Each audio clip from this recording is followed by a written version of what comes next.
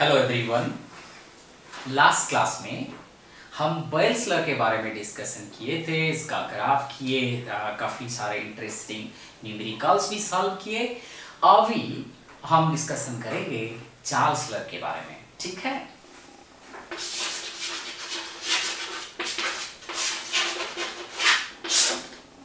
Okay, Charles law में किस किस का रिलेशनशिप है?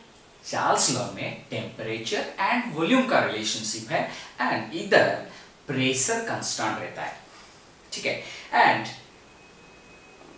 डेफिनेशंस को जाने से पहले हम थोड़ा सा एग्जांपल ले लेते हैं। जैसे कि ऐसे एक सिलेंडर है, ठीक है, एक पिस्टन लगा हुआ है, ठीक है। तो पहले जब ये पिस्टन था, पहला टेम्परेचर इनिशियल टेम्परेचर था से 25 डिग्री सेंटीग्रेड, ठीक है। सो 25 डिग्री सेंटीग्रेड में इसका वॉल्यूम से था 500 सीसी सेंटीमीटर क्यूब ml, ठीक है। जब हम ये जो सिलेंडर का टेम्परेचर बढ़ा देते हैं, इसको हीट करके, अगर इसको हीट करेंगे तो टेम्परेचर बढ़ेगा। तो टेम्परेचर बढ़ने से ये क्या हो जाएगा, ये है इसका पिस्टन, टेम्परेचर बढ़ा देने से वॉल्यूम बढ़ जाता है और ये जो वॉल्यूम है, ठीक है, इधर आ गया। टेम्परेचर से हमारा बढ़ के फाइनल टेम्परेचर 30 डिग्री सेंटीग्रेड हो गया। जैसे कि ये 500 सीसी था, ये ऐसे हो गया से 800 सीसी, ठीक है। तो इसका मतलब क्या हो गया, टेम्परेचर ज्यादा होने से वॉल्यूम भी ज्यादा होता है, ठीक है। तो इसके हिसाब से हम अभी इसका स्टेटमेंट लिख लेंगे, ठीक है। तो इसका स्टेटमेंट क्या है? स्टेटमेंट है प्रेशर रिमेनिंग कांस्टेंट,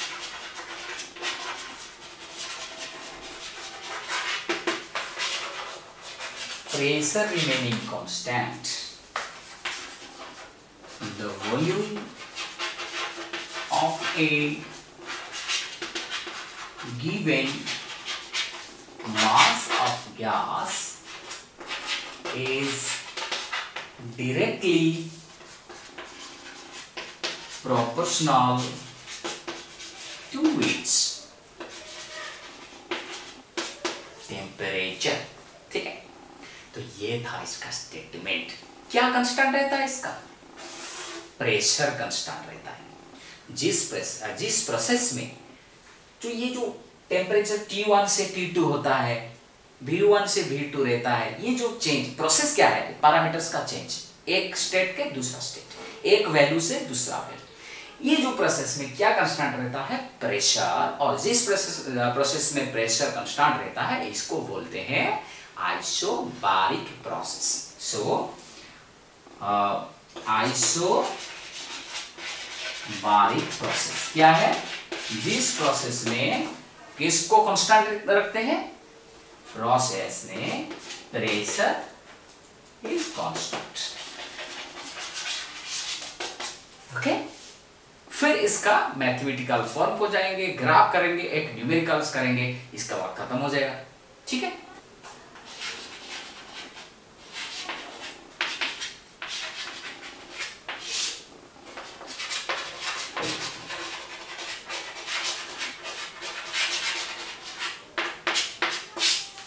मैथमेटिकली क्या लिखेंगे? Volume is directly proportional to its temperature, okay. So क्या होता है? V is directly proportional to T, so इसको अगर इक्वेशन बनाएंगे, इसके जगह ये आएगा तो एक प्रोपोर्शनलिटी कांस्टेंट का जरूरत है, और ये आ गया KT। अगर T को इधर ले आएंगे तो इसको हमको मिलेगा V/T = K = कांस्टेंट, ठीक है। तो उधर बॉयल्स लॉ में P और V का प्रोडक्ट कांस्टेंट हो रहा था, इधर V divided by T constant रहता है। कॉरेस्पॉन्डिंग वॉल्यूम, और इस वॉल्यूम कितना टेम्परेचर में था? सो V/T। सो अगर V1/T1 जितना होगा V2/T2 उतना होगा, V3/T3 उतना होगा। डिफरेंट टेम्परेचर और उस टेम्परेचर में कितना वॉल्यूम था, वो जो रेशियो कांस्टेंट रहेगा। So will write V1/T1 is equal to V2/T2, V3/T3 and so on। Okay, तो ये है one formula, V1/T1 is equal to V2/T2। सो ये जो फॉर्मूला है इसको फर्दर भी डेवलप कर सकते हैं। ध्यान रहना चाहिए, जब कैपिटल T लिखते हैं वो capital T temperature in kelvin को इंडिकेट करता है। हम वो टेम्परेचर जो केल्विन में है उसको डिग्री सेंटीग्रेड में कन्वर्ट करके और एक एक्सप्रेशन चार्ल्स लॉ के लिए बना सकते हैं। ठीक है, सो किधर से बनाएंगे, हम बनाएंगे ये जो V/T और इस इक्वेशन से V is equal to KT को डेवलप कर लेंगे। तो अभी V is equal to KT। Degree Kelvin हमको पता है, कोई भी डिग्री सेंटीग्रेड टेम्परेचर को केल्विन में कन्वर्ट करने के लिए 273.15 सिंपली 273 ऐड करते हैं। ठीक है, तो ये जो केल्विन टेम्परेचर है इसको हम लिख सकते हैं K इंटू T के लिए लिखेंगे, कोई भी एक टेम्परेचर में 273 ऐड होने के बाद ये केल्विन टेम्परेचर हमको मिला है। सो ये T temperature in Kelvin is equal to T any temperature in degree centigrade plus 273। ठीक है, so okay, if temperature is equal to 0 degree centigrade, degree centigrade में अगर टेम्परेचर 0 डिग्री सेंटीग्रेड है तो ये बन गया क्या 0। So implies volume at 0 degree centigrade को लिखेंगे V0। T is equal to 0 degree centigrade, उस डिग्री सेंटीग्रेड 0 डिग्री सेंटीग्रेड में कितना वॉल्यूम है, जितना भी एक गैस का वॉल्यूम 0 डिग्री सेंटीग्रेड में होता है उसको हम V0 करके लिखेंगे। So V0 is equal to K into 273 because this is now the 0 and V0 is volume at 0 degree centigrade। ठीक है, okay, so implies हमको क्या है, ये जो कांस्टेंट था K का वैल्यू हमको पता चल गया। ठीक है, तो ये K बन गया हमारे लिए, ये 273 आके इधर डिवाइड हो जाएगा V0/273। ठीक है, अब क्या करना है, ये जो K का वैल्यू डिटरमिन हो गया, इस वैल्यू को इधर लाके सब्स्टिट्यूट कर देना है। ठीक है, तो क्या करेंगे, implies V is equal to K का वैल्यू कितना है V0/273। ये V0 था वॉल्यूम एट 0 डिग्री सेंटीग्रेड। ठीक है, ये खाली V मतलब किसी भी टेम्परेचर में, लेकिन ये जो टेम्परेचर अभी केल्विन से डिग्री सेंटीग्रेड बन गया है तो हम इसको लिखेंगे स्मॉल t VT। VT का मतलब volume at any temperature in degree centigrade. So VT is equal to V0/273 into T plus 273। तो ये जो 273 इसको अंदर ले लेंगे तो ये बन जाएगा V0 into 1 plus T/273, 1 plus T/273। और इसको अगर फर्दर डेवलप करेंगे तो ये हो जाएगा, इधर प्रोडक्ट कर लो, V0 plus V0 into T/273। ये एक फॉर्मूला निकलता है, वेरी इंपॉर्टेंट फॉर्मूला, क्योंकि उधर केल्विन एंड इधर डिग्री सेंटीग्रेड है।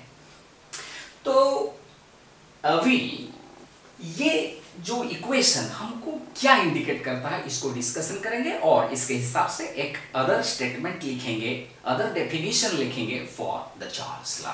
ओके, तो फॉर्मूला क्या है, फॉर्मूला है VT is equal to V0 plus V0 into T/273। So हमको बताया V0 the volume at 0 degree centigrade and VT is the volume at T degree centigrade.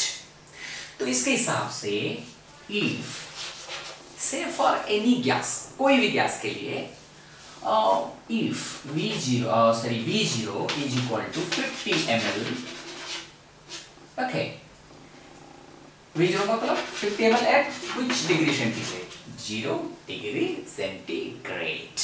Okay, so if I'll say at 1 degree, ये है 0 degree centigrade के लिए, अगर I'll say V1 degree centigrade, so it will be V0 plus V0 into T के लिए कितना डालेंगे? 1/273, मतलब 50 plus 50 into 1/273। तो ये सब लिखने का जरूरत ये है कि हम डेफिनेशन कैसे लिखेंगे। क्या है कि हम देख रहे हैं कि 0 डिग्री सेंटीग्रेड में एक गैस का वॉल्यूम 50 ml था। 1 डिग्री सेंटीग्रेड, बस 1 डिग्री सेंटीग्रेड, किससे? 0 डिग्री सेंटीग्रेड से 1 डिग्री सेंटीग्रेड ज्यादा होने से वॉल्यूम कितना बढ़ता है? वॉल्यूम बढ़ता है, मतलब 8 कितना होता है? उस वॉल्यूम 0 डिग्री सेंटीग्रेड में था उसका 1/273 part, 1/273 part of the volume at 0 degree centigrade बढ़ोतरी हो रहा है, बढ़ जाता है। तो इनिशियल जो वॉल्यूम है 0 डिग्री सेंटीग्रेड में, उसके हिसाब से गैस का वॉल्यूम बढ़ता जाता है, जैसे जैसे हम टेम्परेचर 1 डिग्री सेंटीग्रेड बढ़ाते जाते हैं। जैसे कि हम देखें, अगर 2 डिग्री सेंटीग्रेड लिखेंगे, V2 degree centigrade it will be 50 plus 50 into 2/273। 2 degree centigrade बढ़ाए तो 1/273 एक पार्ट, फिर 1/273 दूसरे पार्ट, सो 2/273 पार्ट बढ़ जाता है। तो जितने वैसे टेम्परेचर बढ़ाएंगे या फिर कमाएंगे, वॉल्यूम कैसे चेंज होता है? ओरिजिनल वॉल्यूम जो कि 0 डिग्री सेंटीग्रेड में था, जिसको हम V0 बोल रहे हैं, वो V0 वॉल्यूम का 1/273 बढ़ता है for each degree temperature rise. अगर 1 डिग्री सेंटीग्रेड बढ़ता है तो 1/273 पार्ट बढ़ेगा, अगर 1 डिग्री सेंटीग्रेड घटता है तो 1/273 पार्ट कमेगा। किसका पार्ट? वो जो original volume at 0 degree centigrade. And इसके हिसाब से अब हम लिखेंगे इसका definition. Okay, so second definition of Charles Lamb, क्या है second definition?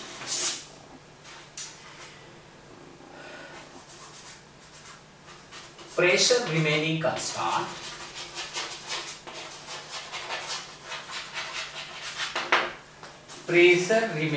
constant, volume of a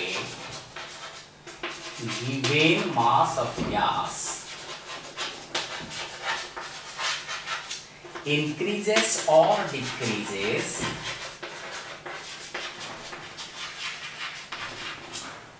by 1/273 part of its volume at 0 degree centigrade for each degree rise or fall in temperature. This is the second definition of Charles Law. फिर ये जो fall in temperature के लिए भी आसान है। Fall मतलब minus करेंगे। अगर ये था 0 के लिए था 50, अगर मैं बोलूंगा V-1 degree centigrade volume at -1 degree centigrade, 0 degree centigrade से 1 डिग्री सेंटीग्रेड कम हुआ है, मतलब इसका जो वॉल्यूम एट 0 डिग्री सेंटीग्रेड है वो वॉल्यूम एट 0 डिग्री सेंटीग्रेड का 1/273 पार्ट जितना है उतना कम जाएगा। मतलब इनिशियल कितना था V0, उससे कितना कम होगा ना, इसका 1/273 पार्ट कम जाएगा। और simply you could have written, बस वही माइनस रहने दो, प्लस करके लिखेंगे तो ज्यादा कंफ्यूजन हो जाएगा। बस वही घट गया है, 2 आएगा तो 2/273 होगा। Are you getting me? So it's very simple. So अभी क्या करेंगे? अभी इसका ग्राफिकल रिप्रेजेंटेशन करेंगे, ठीक है। तो अब graphical representation. Graphs. The first V directly proportional to T, ये जो है केल्विन में, V लेते हैं, T लेते हैं, ये केल्विन में, तो ये ग्राफ हमको देगा ऐसा एक स्ट्रेट लाइन, और x directly proportional to y का फॉर्म वैसा ही होता है, तो v directly proportional to t का फॉर्म v वैसा ही होगा।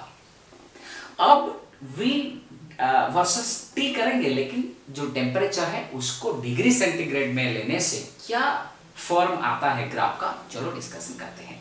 इससे पहले कि हम ग्राफ को रिप्रेजेंट करें, थोड़ा डिप जाएंगे और वो जो फॉर्मूला था Vt equal to V0 plus V0 into T by 273, इसको डेवलप करके किधर पहुंचते हैं देखते हैं। ठीक है, देखो हम लिखते हैं Vt equal to V0 plus V0 into T by 273।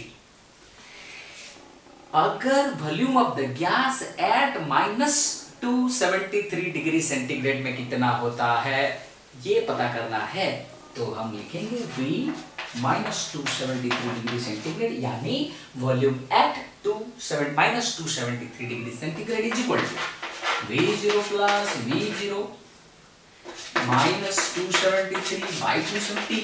T के जगह इसको डाल देना है, और जैसा कि मैं बोल रहा था डायरेक्ट डालने के लिए, इसको लिख सकते हो V0 minus V0 into 273 by 273। वैसे भी ये देखो माइनस इधर आके माइनस हो जाएगा, माइनस इंटू प्लस माइनस हो जाएगा। V0 minus V0 273 getting cancelled, so V0 minus V0 is equal to 0 ml।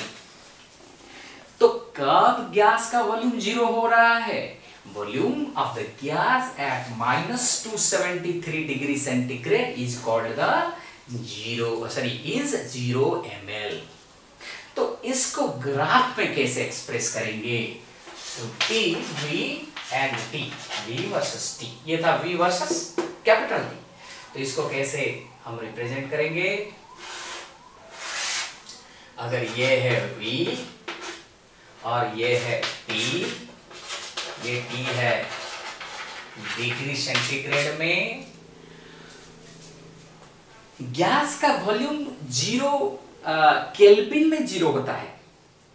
ये देखो, ये जो 273 डिग्री सेंटीग्रेड है, -273 degree centigrade is equal to -273 plus 273 is equal to 0 kelvin, is equal to 0 kelvin.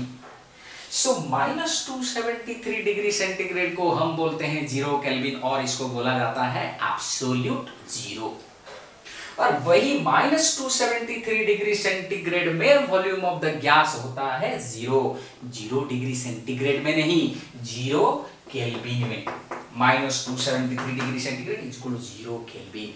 लेकिन इधर जो 0 है वो 0 डिग्री सेंटीग्रेड है, तो इधर ग्राफ शुरू नहीं हो सकता है। तो किधर शुरू होगा? तो V0 का मतलब क्या है? 0 डिग्री सेंटीग्रेड में कोई भी गैस ले लो, कुछ ना कुछ इसका वॉल्यूम रहेगा। तो अगर इधर से हम बोलेंगे कि ये जो 0 डिग्री सेंटीग्रेड है, ये 0 डिग्री सेंटीग्रेड में गैस का वॉल्यूम है उतना, ये है V0। और ये जो V0 से इधर का वॉल्यूम, अब जितने ज्यादा तुम टेम्परेचर बढ़ाते रहोगे, इसका वॉल्यूम भी वैसा वैसा बढ़ता जाएगा। लेकिन इधर नहीं 0 हो रहा है। 0 कब होगा? 0 केल्विन, यानी कितने डिग्री सेंटीग्रेड में? -273 डिग्री सेंटीग्रेड में। इसका मतलब ये हुआ, तो अगर हम टेम्परेचर को कमाते रहेंगे तो वॉल्यूम भी कमता रहेगा, घटता रहेगा। तो ये वॉल्यूम कम होते होते जिधर आके ये एक्सिस को कट करता है, इसका मतलब डेफिनेटली इधर वॉल्यूम कितना है? 0। किस टेम्परेचर में होता है 0? -273 डिग्री सेंटीग्रेड। तो 0, -1, -2, -3 जैसे जैसे लेफ्ट के ओर आएंगे टेम्परेचर कमता जाएगा। हम कैलकुलेशन करके देख चुके हैं कि गैस, कोई भी एक गैस का volume at 0 degree centigrade 0 kelvin 0 हो जाता है, 0 ml हो जाता है। तो ये है -273 degree centigrade. This is the next type of graph. Okay, तो अब क्या कर लेंगे, छोटा सा न्यूमेरिकल्स कर लेंगे, बस इसका बात खत्म। ठीक है, तो एक वेरी इंपॉर्टेंट टर्म ध्यान में रहना चाहिए कि ये जो V0 है 0 डिग्री सेंटीग्रेड में किस गैस का वॉल्यूम, अगर ये वॉल्यूम चार्ल्स लॉ में क्या कांस्टेंट रहता है, प्रेशर। अगर इधर प्रेशर कांस्टेंट होता है वो फिर एक एटमॉस्फेयर ही होता है एट 1 atm, तो volume at 0 degree centigrade and 1 atmospheric pressure, इसको तुम मोल कंसेप्ट में पढ़ोगे कि वो है क्या, मोलार वॉल्यूम। किस क्या बोलते हैं इसको, इसको बोलते हैं मोलार वॉल्यूम।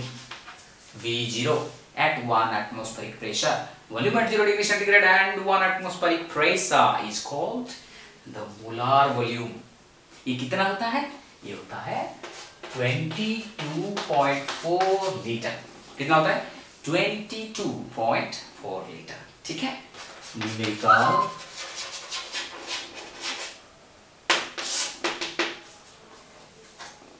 क्या है, an open vessel contains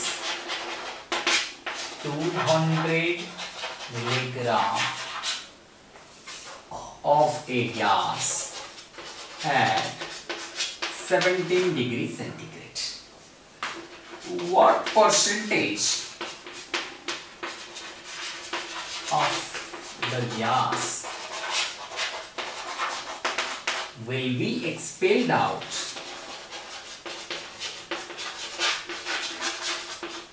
if the vessel is heated to 170 degree centigrade. ठीक है, तो डाटा क्या गिवन है, तो डाटा ये है कि ये बोल रहा है कि पहले हमारा एक वेसल था, ये ओपन वेसल है, इसमें जितना भी देखो, ओपन वेसल में मतलब क्या, हम इसके ऊपर तो लीड नहीं डाला है, लीड का मतलब इसका कवर नहीं डाला है, तो मतलब जितना भी गैस है ओपन वेसल में, जितना भी गैस है उसका मास है 200 मिलीग्राम। वो पहले टेम्परेचर T1 था 17 डिग्री सेंटीग्रेड।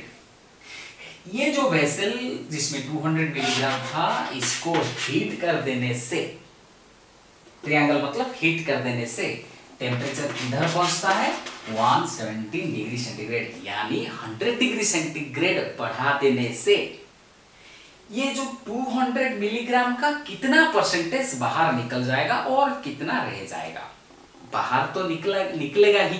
क्यों, क्योंकि टेम्परेचर बढ़ाने से वॉल्यूम बढ़ता है, इधर जितना वॉल्यूम है ज्यादा हो जाएगा और पूरा गैस ये वेसल में रह नहीं सकेगा।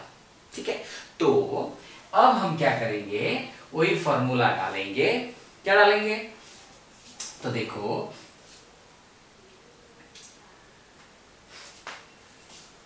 Consider volume of